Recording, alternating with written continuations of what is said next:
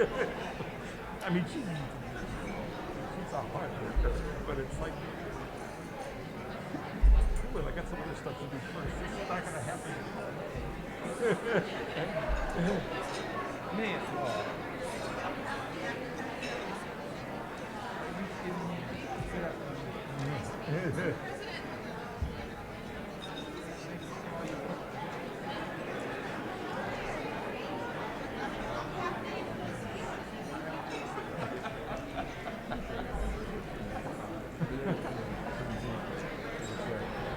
Guest services person from the Zoom when I was good. There's a lot of mentorship. Oh, yeah. A lot of leadership. I also say sometimes in a town like this, incense is best. Everybody's kind of connected in some way or another. Right. Oh, yeah. And with what I do in the museum, I know a lot of connections of people. Now I know why families work together and why they don't work together. Sure. There's a friend of mine here, an older woman who's since passed away, but we always said we would write our expose perhaps in my memory.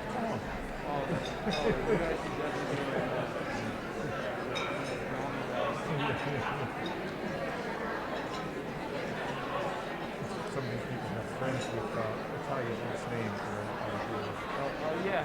Maybe that family will make the flight.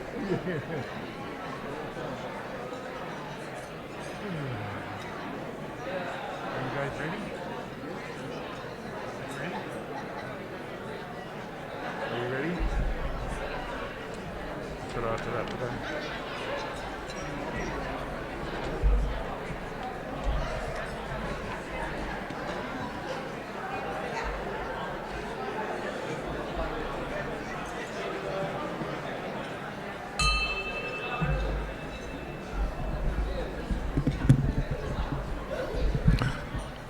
Good afternoon, everyone.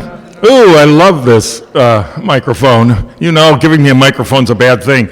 Today is one of our most exciting programs of the year, just generally, and today's even more exciting than that. And to start it off, we have music that's going to be introduced by none other than Mr. David Rogers.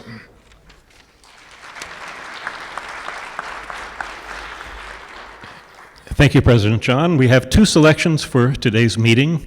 The first is a collaboration between two brothers from Jacksonville, Florida, the poet James Weldon Johnson, who went on to become the first African-American executive secretary of the NAACP, and his brother John Rosamond Johnson, a musician who went on to become director of the first elite conservatory in this country for young black musicians.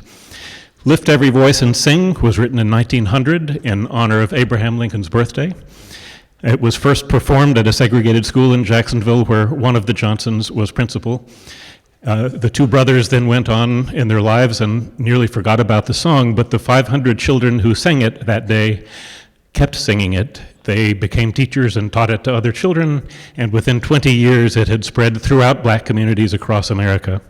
The lyrics are a reminder of the long and anguished history of struggle for black people in America, a tribute to resilience and fortitude, but more importantly, an expression of optimism and hope for a better future.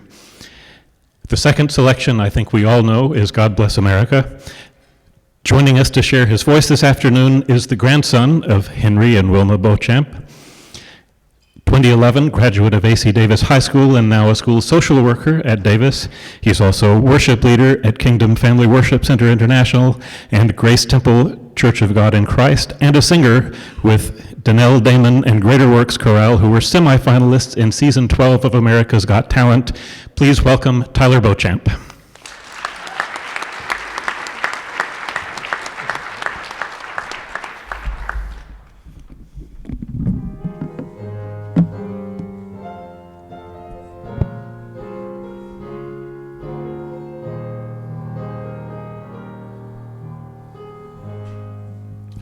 Lift every voice and sing till earth and heaven rings. Ring with the heart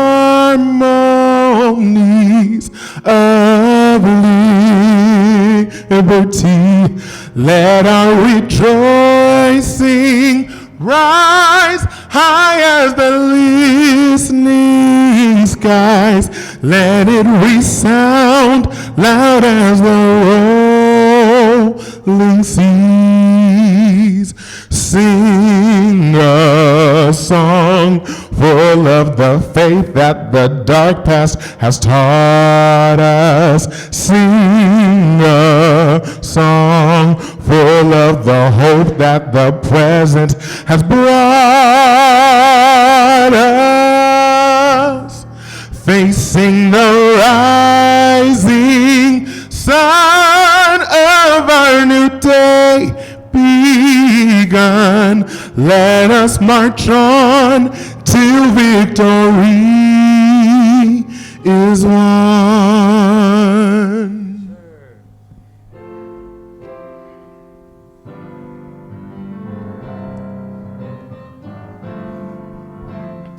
God bless America,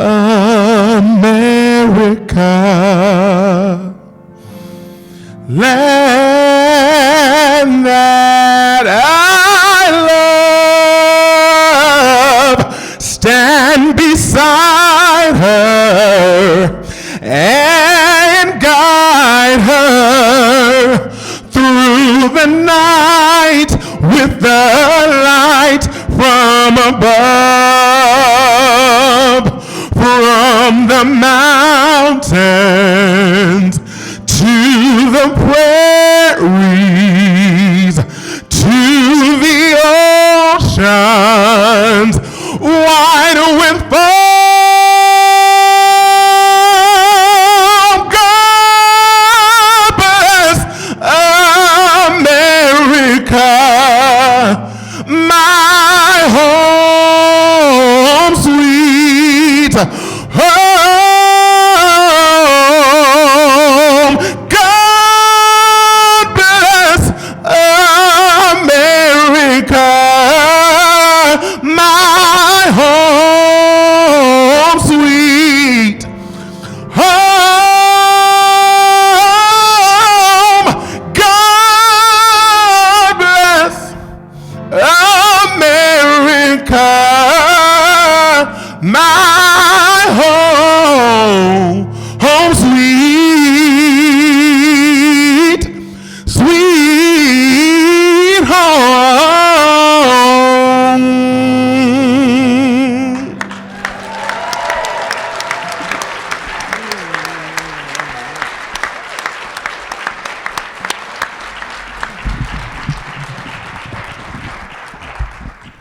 Well, I don't know if you're like me, but that brought tears to my eyes, and I'm an old cynical guy, so that was amazing. Thank you very much. Now for invocation, Reverend Trimble.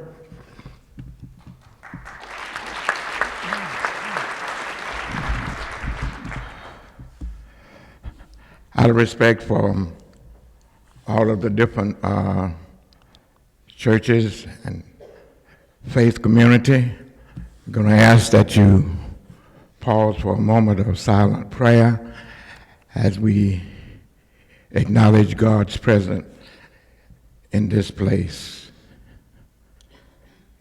We all pray different. We all call upon God in different ways. So you go to God in your own faith.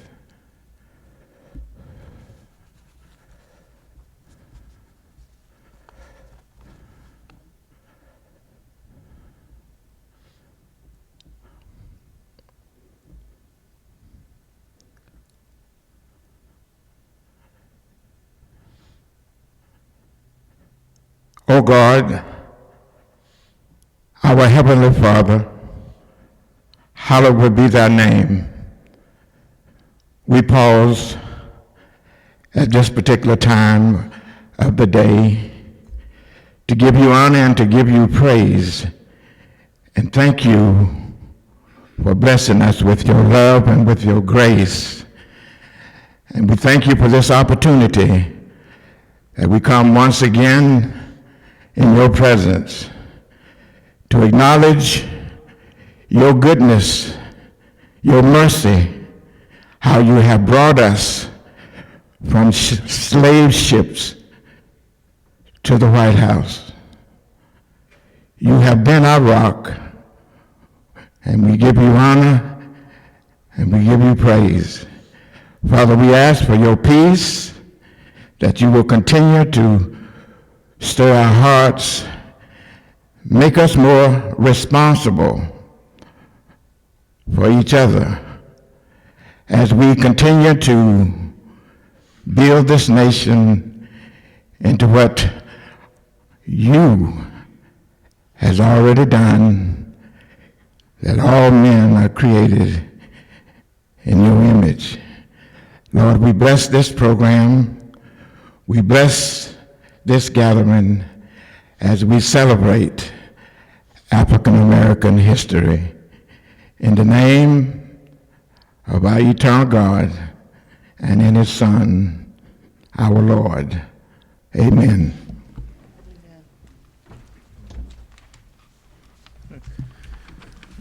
Please be seated. Thank you very much, Reverend Trimble. And also, we need to acknowledge and thank Reverend Trimble for putting together the wonderful displays that you see around this room. If some of you came in, yes, please. He and others put a lot of work into this, and if those of you who came in maybe a little later and didn't have a chance to look at these things, please do so before you leave, because there's some really incredible things here. So thank you very much. We have many, many guests today. I'm not going to even begin to try to name them all, but we do have something a little special that goes with those guests, or for those guests today, and to announce that will be Madam Shirley Bissell.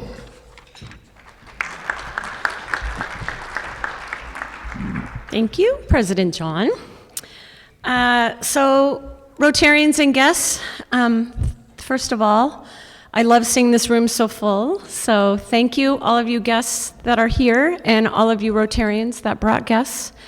I'm going to back up a little bit and just explain. So membership development, we are hard at work. It's always, and always. We always are encouraging Rotarians to bring guests. Guests are prospective members, and we want the community to know the good things that we do in Rotary, and we want the community to experience wonderful speakers like Matthew. So we're always encouraging you to do that. We started 2 prize hats last October with an event that we had called R&R and R. It was Refreshments with Rotary and Rover 2. And it was successful. It was at the Kiln, and we had a lot of people and a lot of dogs. That's the Rover part, in case you didn't get that. And it was fun. So we started 2 prize hats. So the Rotarians that brought guests to that event got their names in a prize hat that was for a pair of 2023 Capitol Theater Best Show of Your Choice tickets, as well as $50 to a local restaurant for dinner, well, maybe appetizers, and drinks before the show. And then the guests that came to that event got the same. So 2 prize packages, one for the Rotarian that brings guest prospective member, and one for the prospective member, the guest. So, surprise, today, those of you Rotarians that brought guests to this wonderful program will get your name in the prize hat. And surprise, all of you guests that are here today get your name in the guest prize hat for the same prize. So, congratulations on that. Thanks again. Let's give a big round of applause to all the guests that are here today. Thank you.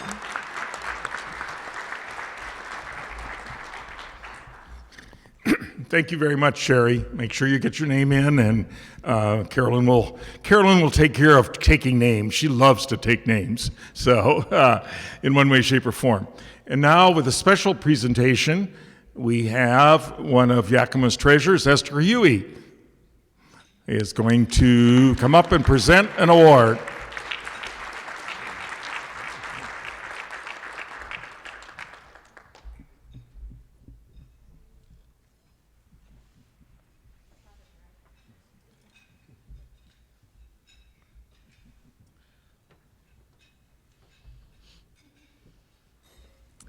Thank you and good afternoon. And I'm going to ask the recipient of the Unsung Hero Award to come up because I think you all need to see her and you all need to recognize what she does in this community. And she epitomizes service above self, and that's what Rotary is all about. And I just admire her so much because she does so much without being asked. Rosie Lee, will you come up, please?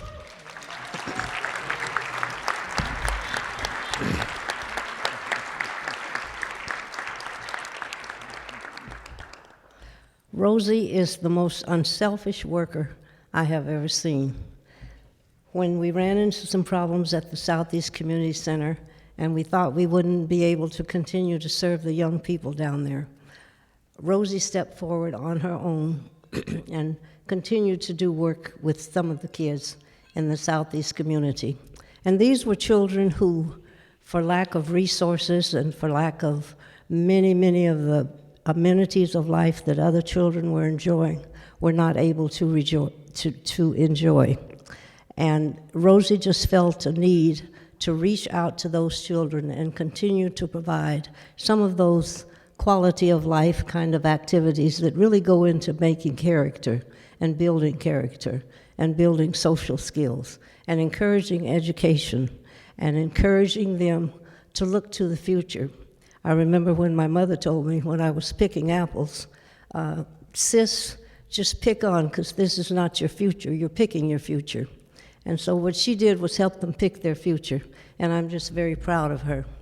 She had a bout of cancer in 2013, and I said, Rosie, you need to sit down because you need to take care of yourself. But she did not stop. She organized, continued to organize and direct those children from her home, 3 days a week with chemotherapy, being sick and so forth. But she persevered, and perseverance is a word that I connect with her. She has helped over 100 children to find their place. She has a cheerleading squad that goes over to the Seahawks games. The Seahawks have adopted the cheerleading squad, and they go over and perform every year before one of the before one of the Seahawk games. And that entails raising about $7,000 for that whole trip. The Seahawks provide the tickets for it, and Rosie provides the fundraising. And believe me, she is a good fundraiser. She inspires people to get behind her and to just embrace the dream that she has, that all children have value, and that all children need to know that their community cares about them.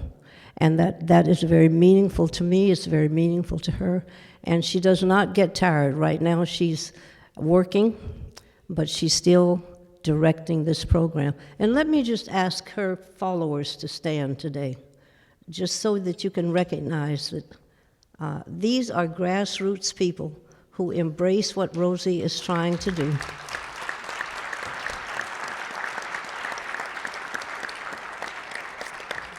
People, we all embrace her, but we appreciate what she does because she gives hope to the hopeless. She gives a highway to your dreams. She never lets them forget what's important to them and their future, and she never lets them down. And that's important to a child, that you never let that child down, and you always make sure that that child knows that they have promise, that they have a future, and that they're enjoying some of the amenities and a good quality of life. And I'm just very proud to stand here and say, Rosie, we love you. We want you to continue. We want you to know that were it not for you, there would be many children in this community who would not be able to enjoy some of the amenities that the more affluent children enjoy. And they won't stand around and watch the others and say, I wish I could. I wish I could go. I wish I could do some of those things that those kids are doing. And we just appreciate that you keep that real for them. You keep that before them. And you keep encouraging them to go on. You even inspire me at 85 years old. So thank you very much.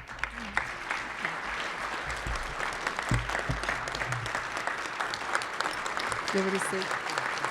And I want to...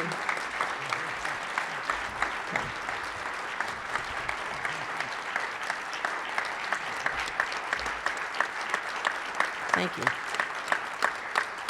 And I want to read this award. It's the Rotary Club of Yakima honors Rosie Lee with its Unsung Hero Award, February 3, 2022, with gratitude for the immeasurable hours you have dedicated to teaching, inspiring, challenging, and encouraging our Southeast youth to be the best that they can be. And certainly you never forget where you're going with it. You exemplify service above self. Thank you. I want to say something. Thank you, Ms. Huey and everyone. We have a lot of stories. Ms. Huey and I have been together. She's been my mentor for 30 years, and we were just talking about a story, not a story, but an incident that happened the year before the pandemic.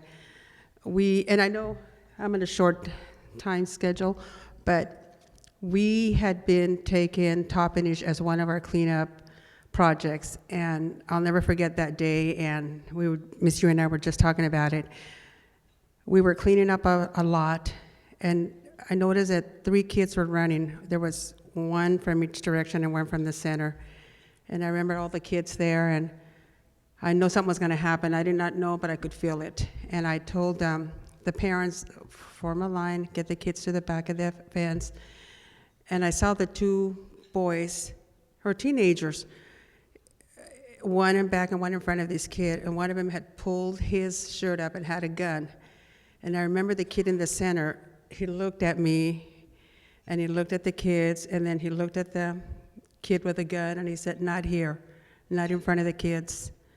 And then he looked at me again, and at that instant, we heard the sirens, and all the kids flew. They went everywhere. And I remember, like, two weeks went by, and I was thinking about what happened to that kid. Where is that kid alive? Then I remember I was at Save Yakima, and someone came and said, "There's a child that wants to talk to you outside." And so I went out there, and he said, "Miss, I brought you your shirt." And I go, "My shirt?" And I picked up the shirt. It said Save Yakima. And I said, "Well, where did you get this?" He said, "Remember that day?" And I go, "What day?" He said, "The day that I almost lost my life." He said, "I ran to the cooler where you had your snacks and your bags and the shirts for the kids, and I put one on, and they left me alone." And so I said, "So you picked up the shirt?" He said, "Yeah, and I put it on, so they all thought I was a part of your group."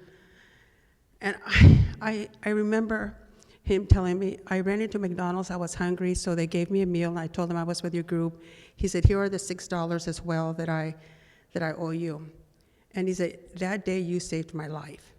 But you know, like Ms. Huey has always said, it takes a village to raise a child and to save a child. And I think he saved my life. And I remember reading that email from Joe Brusick, "My heart goes out to Rosie." Well, that day my heart went out to him and every kid that we had there.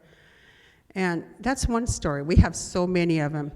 But I remember getting ready to get on the bus, and the bus driver looked at me and says, "Are you going to get in?" I go, "Well, I'm waiting for the kids. Where are they?" He says, "They're in the bus." And I go, "They're in the bus?" I got up 2 steps, and I think my kids were all in shock, as well as the parents. And I think Stacy was there as well, and there's a few other parents. But that day, I said, you know, that's the kid that we saved this month. And he said, "I changed my life around. I'm going to school. I'm in college. I'm going to get ready to go to college." I said, "How old are you?" He said, "I just turned 14. So when the incident happened, he was 13 years of age. We could have lost that kid at the age of 13. But he's doing good. And like I said again, and like Ms. Huey has always said, it takes all of us. This award, it goes to everybody here, everyone. You're always there helping my kids out. You're doing this, you're doing that. We didn't have a place, during the winter months, so First Presbyterian Church offered us their gym, and we couldn't have all the kids together, so now the dance team is over at Washington Community Center on Thursdays. So I have a group over there and a group over there, but we all interact together. And I'm not the only one that puts all this to work. All my parents do it as well. Thank you so very much for everything. Thank you so much.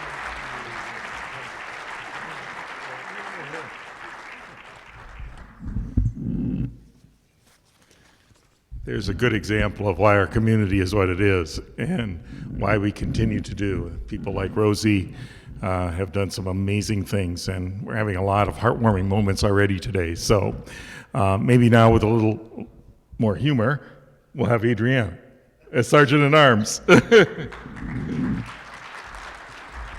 I don't know about that, President John. You know, when you work for Miss Huey, there's a few of us in the House that have some of these tendencies. Some of her tendencies tend to rub off, and then they become your tendencies. So I know I have a lot of them.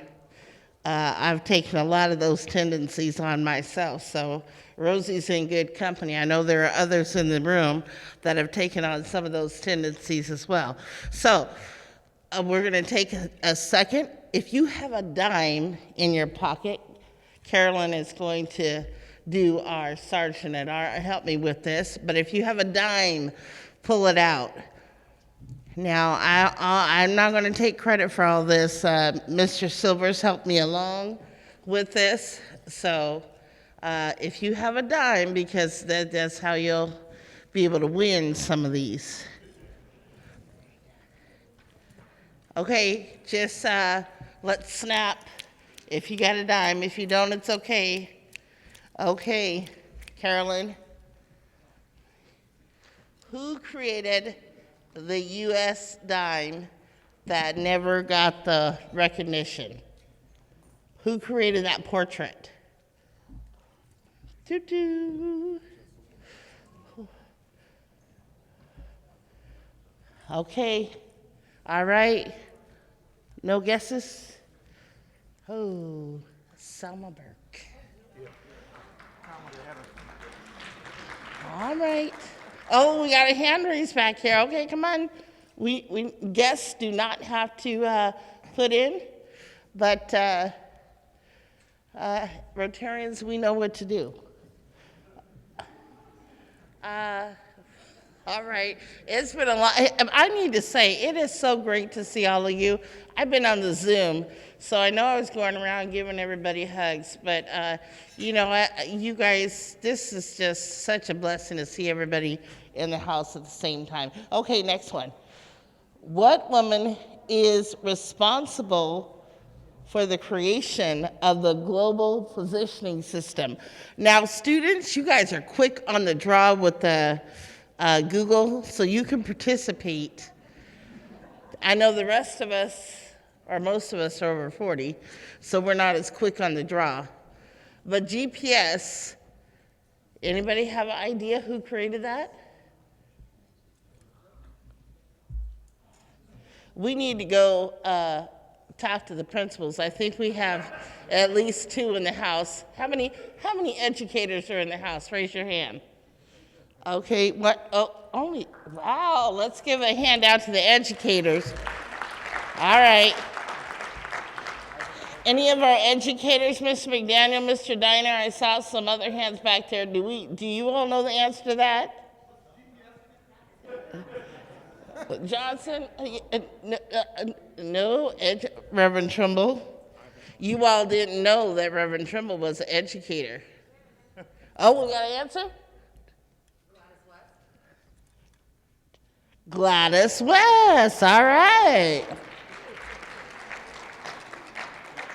All right, next one, Miss Carolyn. ABC's TV series, Women of the Movement, was about the murder of Emmett Till. What was Emmett's mother's name, who became heavily involved in the civil rights movement after his murder in 1955? Raise your hand. Oh, Miss Beauchamp.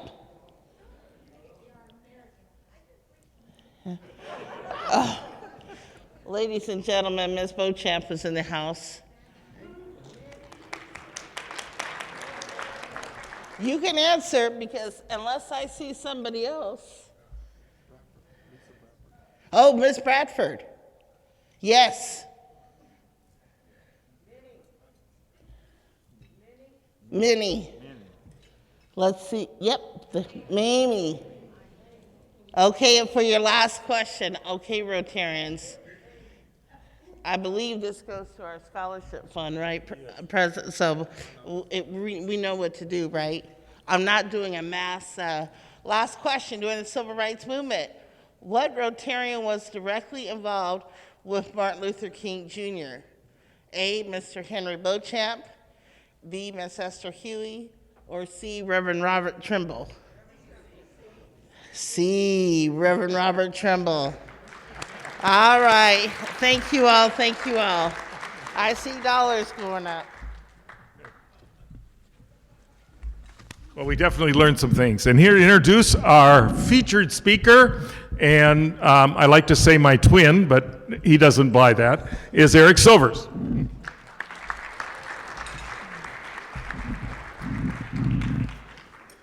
President John, fellow Rotarians and guests, welcome to our Yakima Downtown Rotary's 13th annual Black History Program.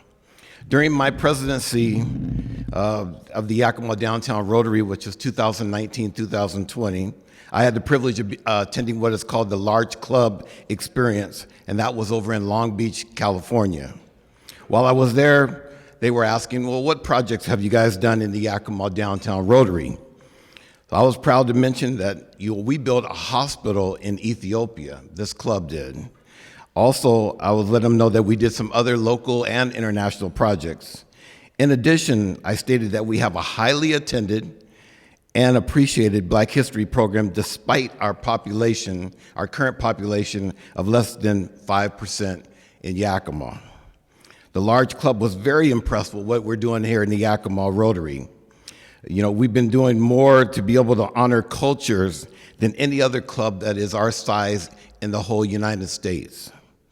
Rotary International, our District 5060, and the Downtown Rotary have a great desire to be able to promote diversity.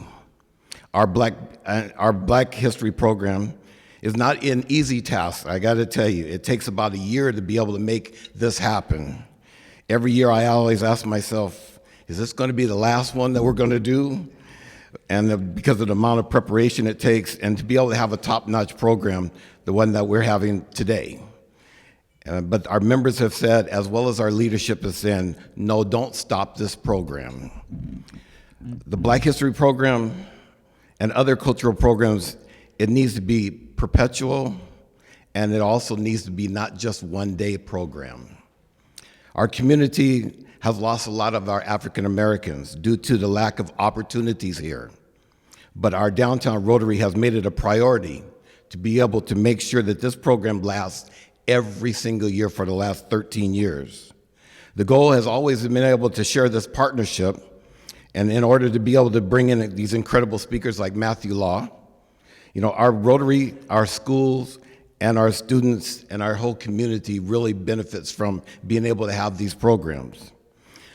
The committee's confidant for the last 13 years has been Mrs. Huey. We've worked very tirelessly together on this. And I got to tell you, now we have the assistance of what a newly formed ad hoc racial justice committee that has been tremendously appreciated for your time and effort of helping out with this program. So if you'd like to be a part of that, make sure that you talk to Carolyn down here because we're doing some great things. We got a lot of action items that we want to do. So Matthew is also going to be speaking at the Southeast Community Center at 5:30 tonight for a soul food dinner. And this dinner is sponsored by the Blaine and Preciosa Tamaki Family Foundation, and really appreciate you doing that, Blaine, and your family.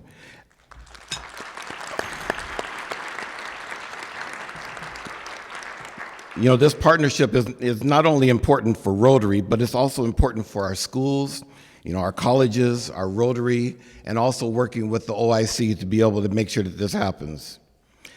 By the way, we can only seat 125 due to the city's pandemic guidelines. But I really want to thank you guys, and hopefully you'll be able to be there so you can hear Matthew again. He's a great person just to be able to talk to. And we'd like to thank Moni. We really would like to thank you for being, for the mother of Matthew, for bringing in and making this program a reality and coming back home.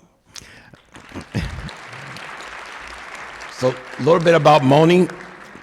Moni came to Yakima in 1986 after college at the UC of Berkeley and also the law school at the University of San Francisco. She accepted a job offer working at the legal aid program over at the Evergreen Legal Services, which was in the Larson building, for 8 years, and then approximately 6 years working with Blaine Tamaki and Associates. She moved to Seattle when Matthew was 8 and practiced law as a plaintiff litigation for Loverson Friedman, and she was hired as a program manager for the Washington State Bar Association before moving to Berkeley in 2011. She had a solo law practice and contracts with unemployment appeals hearing judge. No one can introduce Matthew better than his mama, okay? She has watched Matthew grow, supported him in his adventures, incredible work that he's doing, and for his whole life. But I want to tell you, I'm looking forward to being able to hear the things that he says. But before that, let us welcome Moni Law to be able to give an introduction of her son.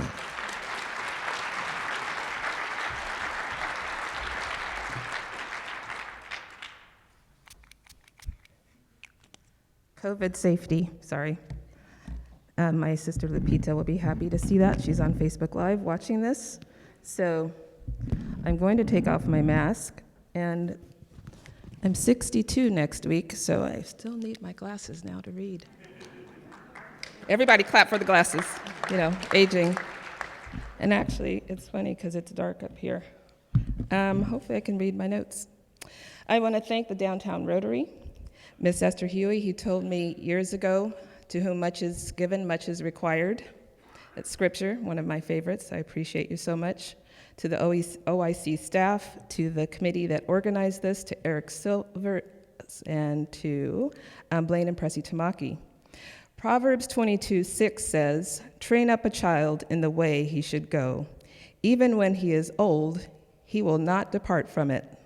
I did my best to train up this child.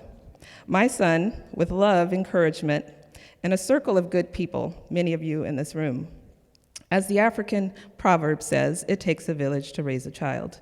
In truth, my son has taught me the importance of slowing down, self-care, and the value of humor and joy.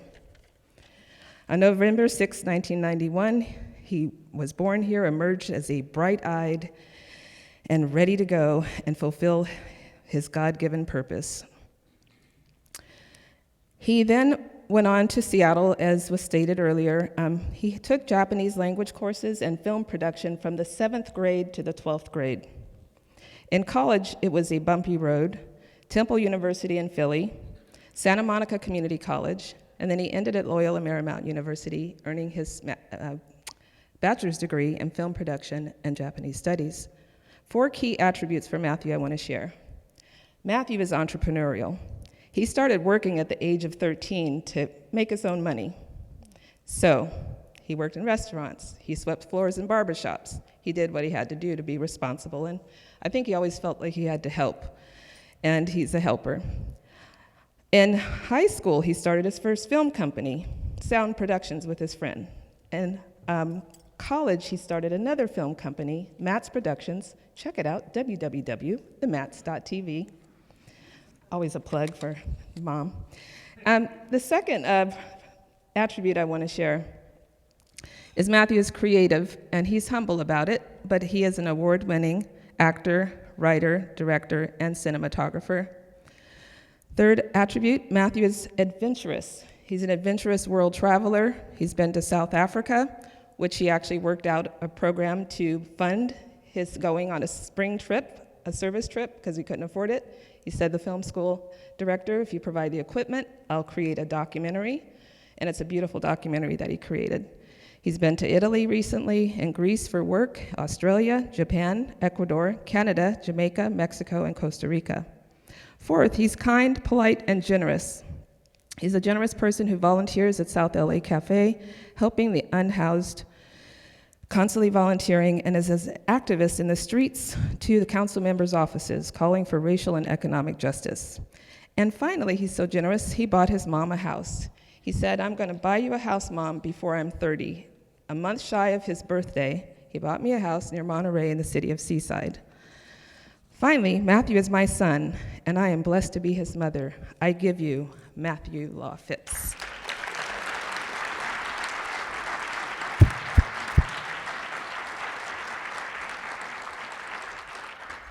Good afternoon. Sorry, this may take me a second.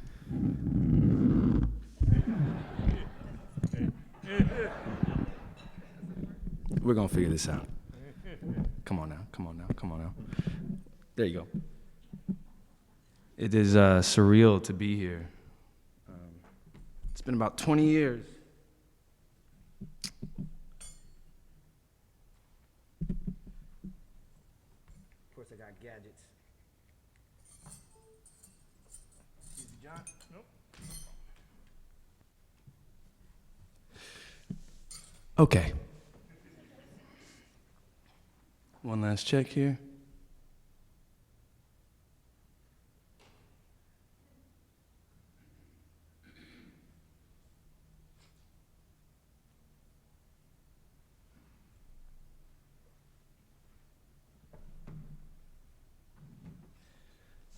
Thank you for your patience.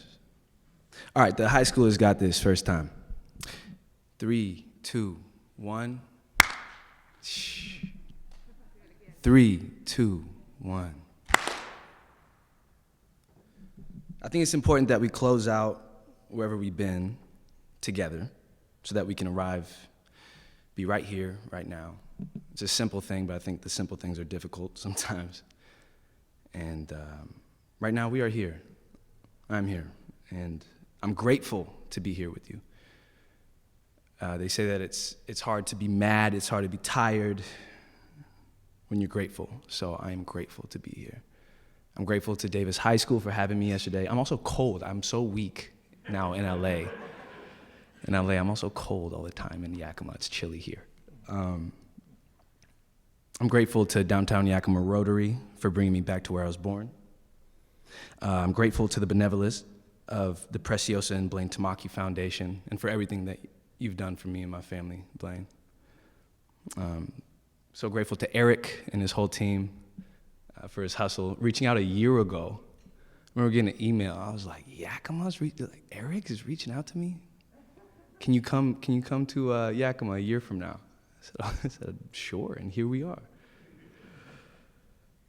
I'm grateful to my mother for being the star that she is.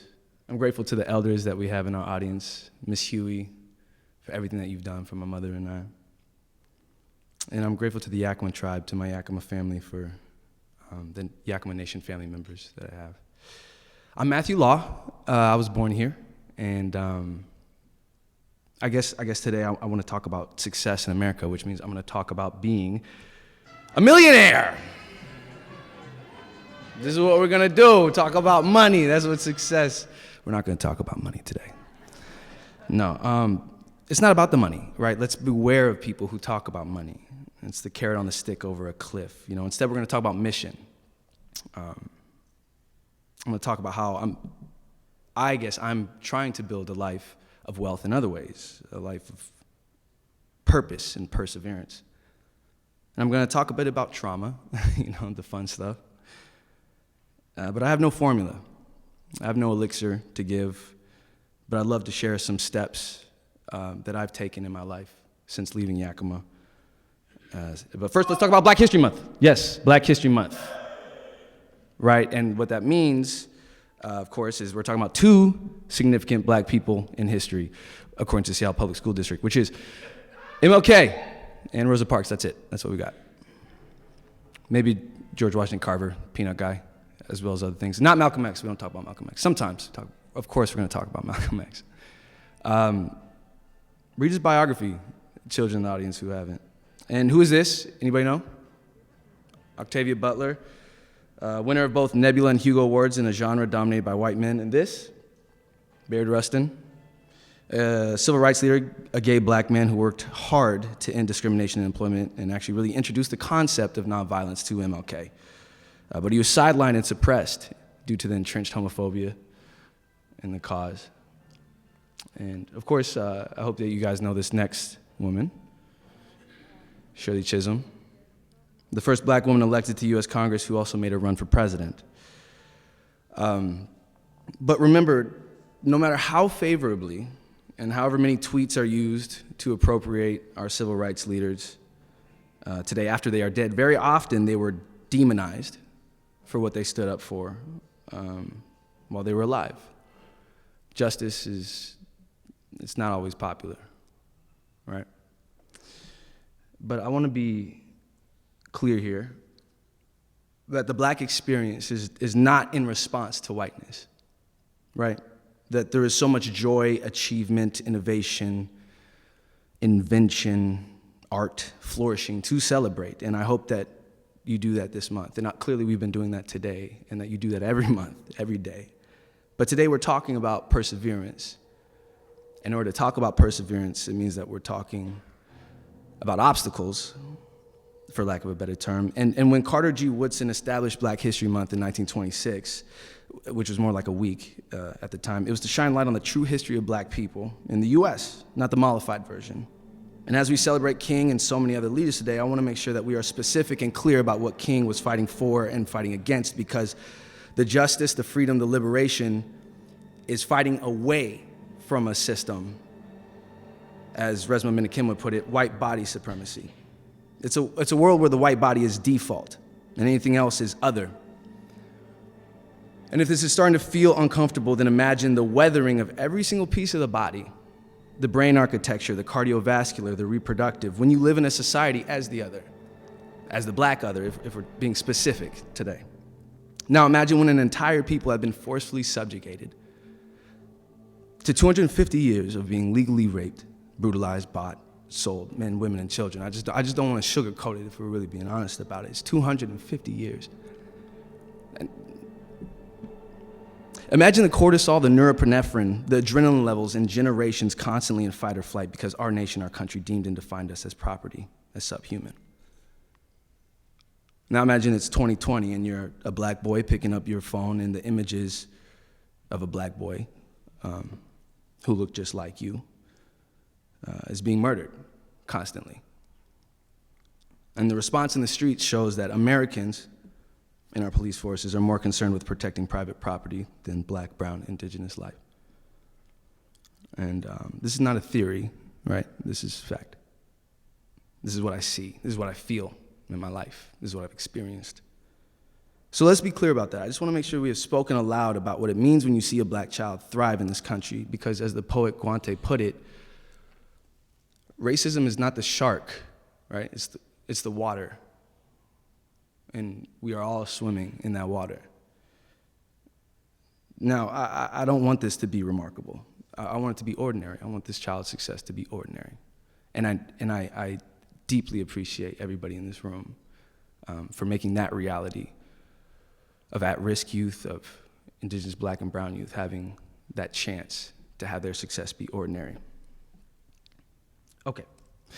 It's 1966, right? A Gallup poll found that a majority of Americans loathed MLK because despite the sanitizing of him today, he was not preaching some colorblind vision, but was building up his anti-war activism and pushing towards wealth distribution issues of redlining and endemic poverty across racial boundaries, issues that still resonate today. But Black History Month is not, it's not like some bingo of, just naming off names and inventions. Because I'm not here to give a black history lesson. Hopefully our educators in the Yakima school system are teaching you that black history is American history, that it's world history, that it's inseparable from the developments of humanity. Without Kemet, we would not have Pythagoras. Without the banja brought from Africa, we wouldn't have the guitar. Without black people, you would not have America. Period, right? But when we say black, let's remember that there's many ways to be black as black people. And growing up, for me, it was like, oh, you're rocking your do-rag, that's black. Oh, you talk a certain way, that's black. Oh, your daddy left, that's black. Like, this is what was said to me, right? Huh? That these are the jokes, some jokes that hide some twisted, warped truth that many feel, but, especially to the young ones, don't buy into that, yeah? These are minimizing an identity to harmful and modernly manufactured bigoted stereotypes. Rocking your hair however you want is black. Black is beautiful, all the shades, all your shapes. Speaking eloquently is black. Coming from a loving two-parent household is black. I was raised by a single mother,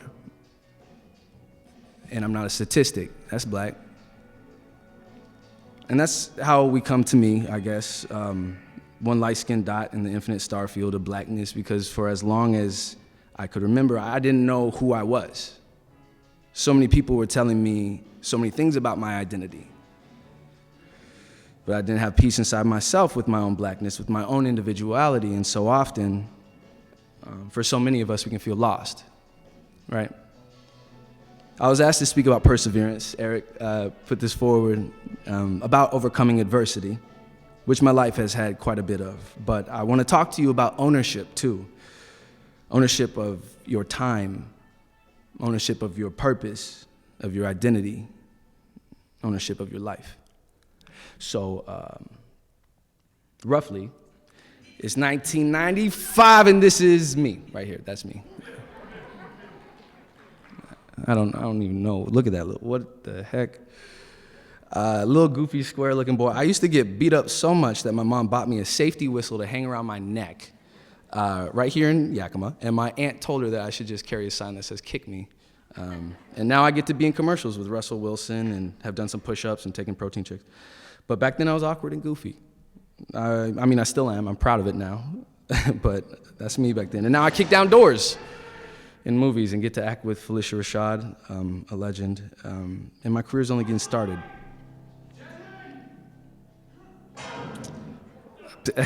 It's funny, I went from playing a cop on screen to demonstrating against the police in LA. This was a couple years ago. And I've gotten to be in Marvel shows and travel around the world to film high fashion ads. And I started my own business, as my mom said. And I bought my mother a home. And I'm creating stories that I think the world needs with people that I love and who I respect. Be the change that you wish to see in the world, right? That's the divine source of happiness. But of course, you have to find your purpose before you live it, before you own it. So I want to talk to you a few moments about some times in my life that were challenging and about what I learned from them. How do you own your life? But first, here's a really meaningful clip of me in high school.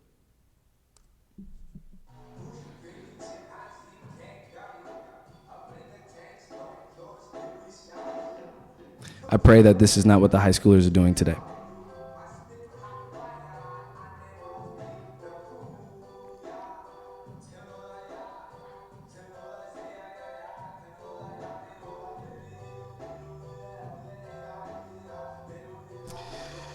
Anyways, so that was high school. My Jamaican friends still don't forgive me for that. They pulled that up. They're like, "What is this?" Ryan, wherever Ryan is, we were talking to the high schoolers yesterday. I said I made some things that I'd rather people not see in high school, but here I am sharing it with you. The struggle. If there is no struggle, there is no progress. And who said that? Right? This gentleman. Frederick Douglass. And I would be on the playground not far from here and get stuffed in a trash can or my marbles robbed from me from the older boys, unless my best friend Edwin was there to protect me. And bullying is dumb, by the way. Just don't do it. You look dumb if you do it. If you're a bully, you just look dumb. We love you. You know, don't pass your hurt along to others. You're loved, right? But my point is that living here, I felt trapped sometimes, like no one understood me. And so I changed. I did a disservice to myself. I scarred myself by pretending to read worse so that I wouldn't be teased. I talked different, I walked different, I silenced my intuition and my true self in order to make some fabricated identity that would make me feel like others accepted me, something that I saw reflected maybe from a homogeneous vision of whiteness on a screen. I dimmed my light. And step number one is don't dim your light. Being yourself is not about addition, it's about stripping away. It's about Sankofa, the term meaning going back to reclaim what's lost. And I escaped into story. So here I would tuck away and escape into video games and comics and books.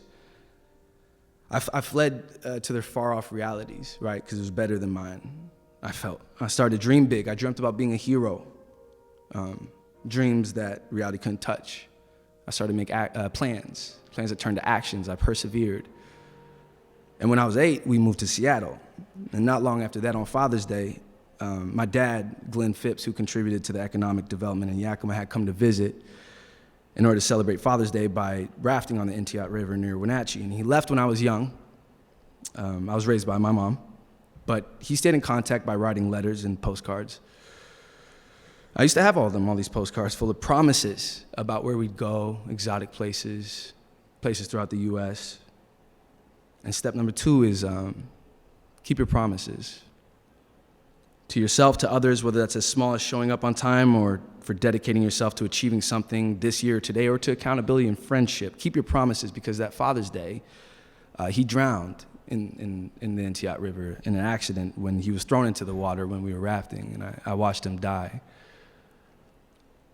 And he didn't have the chance to fulfill those promises. Now, I'm speaking to those, and hopefully it's only a few, who have experienced the violence of death of a loved one at a young age, and hear me, that it's important to know that although they are gone physically, the love that they had for you, the compassion, the care that they invested in you, and their hopes for your future are never gone, that those are as permanent as gravity, that love stretches through space and time. And we carry forward the dreams and the love of those who came before. And I remember I didn't cry at the funeral. I was 8. And people were telling me that I should cry, as if they knew my pain, and whether out of spite or out of retreat, I closed up, right? I decided that I didn't need anyone anymore. I didn't need people. And step 3 is that you need people. I think the Rotary is such a great example of that. Miss Huey, this whole community is such an example of that. I was lying to myself because I didn't know how to put my feelings into words. Pain is not the only way to, and this is, I think, important, especially for a lot of young people who think that pain is the only way to express that you're alive. It's the only way to garner respect. I hurt more than you. But you have millions of other ways, brilliant, beautiful ways, because they are unique, because they come from you specifically. But in order to discover that, you have to open up to others. So later, I'm in Seattle. I'm in 8th grade. I'm 13. I'm walking with some friends, some girls, we're in 8th grade, so we're 12, 13. These guys start saying nasty things to these girls, right? I'm walking, it's probably 3 o'clock in the afternoon. I didn't have soccer practice that day for the first time, so I'm gonna hang out. And as we were walking, there were some guys on the corner, 4 dudes. They were 19 to 24, I found out later. 4 white guys and a white lady. They're drinking. It's like 3 p.m. And I see the 40, they're drinking it, and they're saying something to these girls ahead. I go, okay, that's weird. And as we walk by, they start saying things to some of my friends that I'm with. Nasty things. Hey, baby, this and that. And I told them something I thought was tough at the time. I had an afro then, big old shaped up afro. I said something I thought was tough, like, shut the hell up, man. I turned the corner, and I heard behind me, what'd you say, nigger? And to my white family in the audience, right? We just don't say that. Just don't do that. The hate that is connected to is so deep. So as I turn, this dude's already in my face. He had sprinted at me. This guy was 22, almost twice my age, right? So he tackles me, jumps me. These 4 guys jump me. It's right off of Holman Road, if you know Seattle, near Whitman Middle School. So this time disappears if you're in fight or flight, right? Once again, back to the idea of living in constant fight or flight your whole life. But here I am fighting these not so gentlemanly gentlemen, and the cops pull up. And I remember in my mind looking up and thinking, because one guy was pulling my fro, which was, that's a no-no. But the other guy's hitting me, kicking me. I'm on top of one of the guys fighting back. The cops pull up. I see the police, and I remember in my mind so clearly, I remember thinking, oh, good, the cops are here. Like, I swear, I felt that there are systems in place that protect us. And here comes the system to protect me because I'm surrounded by 4 people twice my age. I was attacked unprovoked. The cop jumps out. He looks at everything. I remember his eyes going 1, 2, 3, 4, and it goes to me. His hand goes to his gun. The one guy that jumped me gets up. He says, this guy came out of nowhere and attacked us. I say, sir, these guys just, and he says, shut the F up. They grab me, put me in a headlock, slam me on the trunk. I lose my breath. He starts to handcuff me. As I'm getting handcuffed, this woman comes down out of her apartment. I told this story to the Davis students yesterday, so if y'all are here, I apologize. This woman comes out of her apartment, comes down. She's pointing at me, and verbatim, she says, this boy has been outside my house all day, selling drugs and playing loud music. And she said that exactly. And I remember being handcuffed, bleeding on this trunk, and just reality broke, right? Because I was no longer Matthew Law, Phipps, the A student soccer captain. And we have to be honest about the words, right? I was a nigger at that moment. That's what the cops saw.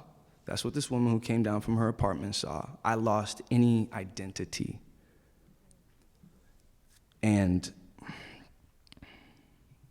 I think it's important for a black family. When you are black, there's a different reality and rules that you are subject to. And mind this reality. Don't let it turn you to rage, right? When you unmask rage, you find grief. And this is why we have our people. This is why we have our care, our community, which is a coalition effort, which once again, this room is such an example of. To point that out and say that this is not the world that we are going to live in going forward. And as a community, we need to create a space for all to feel safe in expressing the truth. I didn't even speak about, I'm fine, right? After that, I'm good, because it becomes so normalized. Take solace and strength in the fact that experiences like this don't leave you on the floor. That no, you stand taller, you stand prouder, more firm in your placement in the world as a child of God, as a child of the sun and the moon and the stars. And in saying that I am I, and I am just as good as anyone else. Because like my Nana would say, you're just as good. You're not any better, but you're just as good. Last thing, minor but important. I was in high school. I get put up to varsity in football. It's a big deal because I really want to do good. This girl I like is like at the game, and like I needed to get 6 on the board. So there's this deep pass. It's like a good 60 yards. Like it's mine. And I go up for the ball, and the ball goes through my hands and hits my face mask and drops. And I was devastated. I remember I was in tears on the side, and my coach comes up, who was a terrible coach. He was very mean, but this one moment, he had so much grace, and he just patted me on the back. He said, "Next play." Right? We drop a ball, we go to the next play. Step 5, next play. When we lose, it's part of the game. It's part of life. As long as you get up, as long as you move forward, we can sit, we can cry for a bit, but we get up. Which is why if we had our previous steps followed, then we have our people to our left and our right to lift us up, to move forward together. My first opportunity with Tyler Perry, I was bartending, I was PAing, I was doing anything to make rent, and I got a job with Tyler Perry, and I thought it was it. And I went and did this thing. I made more money than I've ever done in my life. I saw more black people doing what I loved than I've ever seen, because it's a very white space in Los Angeles. And then it got canceled. And I thought, oh, I suck. I thought that I doubted myself, right? I put it on me. Was it me? Did Tyler Perry hate me? I made it all about me. But instead of laying there, I got up. I doubled down on my passion. I went to do an intensive study at a London-based acting studio for a year, as well as did improv at UCB, which is what gave us Donald Glover and Amy Poehler and a lot of people. A year later, it's Thanksgiving. I'm oversleeping. and I get a call from Atlanta, Georgia, and I silence the phone. I'm like, I don't know nobody in Atlanta. It rings again. I silence it again. Third time I pick up, and it's Tyler Perry, and he says, "Hey Matthew, I've been waiting for an opportunity for us to work together. I think you're a really talented actor. I have this movie, it has Cicely Tyson in it, Felicia Rashad, and Brescia Webb, and I wanted to know if you would be the lead in it. I just sent it to your email. Give it a read, let me know." And I was like, huh? So months later, I'm just gonna play some, actually no, yeah, let's play some Stevie, why not? So if I had listened to my fears, right, my false expectations appearing real, I would have gone backwards. But instead, this taught me to trust in my ability and my tenacity. And months later, I auditioned for another role. I booked the lead. And I took my mom with me to the opening of Tyler's studio, which was the craziest assembly of, it was like the Black Avengers of like everything. And the Clintons were there too. My mom forgot Oprah's name. It was crazy. So that's there. That's my mom. So this base is a Confederate military base that Tyler Perry bought and now owns. And I think the last step is that when you give us lemons, we make lemonade, right? That's the alchemy of it. We take pain and turn it into positivity. So community requires communication, compassion requires contribution, creativity requires courage. Be gentle to yourself. I wrote this for the high schoolers. I know that y'all should know these rules, right? Own these steps, own your time, own your mission, own your mistakes, own your life. Happy Black History Month. Black history is American history, is world history, right? Thank you for having me. Thank you for being you. Thank you.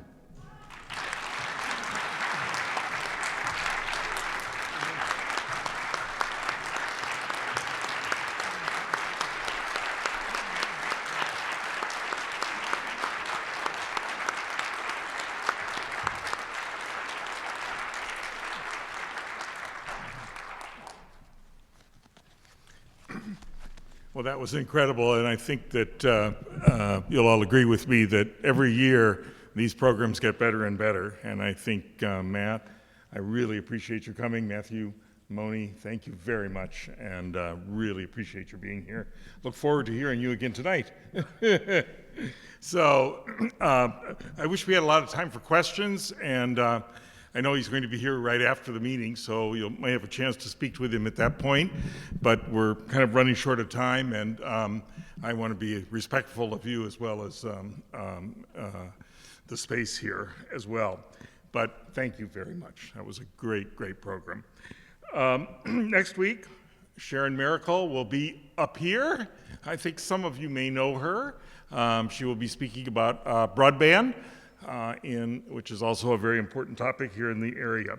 And if you want to keep going on, this is Black History Month, but as you know, we've talked about diversity throughout my year as well as in other ways. There are a couple things right now in the community going on. At the Larson Gallery, there's an exhibition by the Black artist Jacob Lawrence, who was one of the people who put the whole cause of, or the issues of unity and divisiveness and segregation into art, and it's a pretty powerful show. You definitely should go over see that. And the Capitol Theater, some of you may know of that place too, and Charlie, he has a couple of great programs coming. The Black Violin, which is a pair of string workmen, violin and viola, right? And they will be performing at the Capitol Theater on March 1st. And on March 11th, he has a group coming under the auspices of the U.S. State Department from Peru, a Peruvian group, and a whole nother aspect of culture and whatnot. So we have great things going on in the community. This program also has been a great, great afternoon. I thank Reverend Trimble, Eric, Esther, Rosie, congratulations. It's been a really wonderful time. As I say, I wish we had more time to stay together. Take a look around, and hopefully if you had a chance, talk to Matthew, Moni, and it's been a pleasure to have you here today. So thank you very much, and we are adjourned.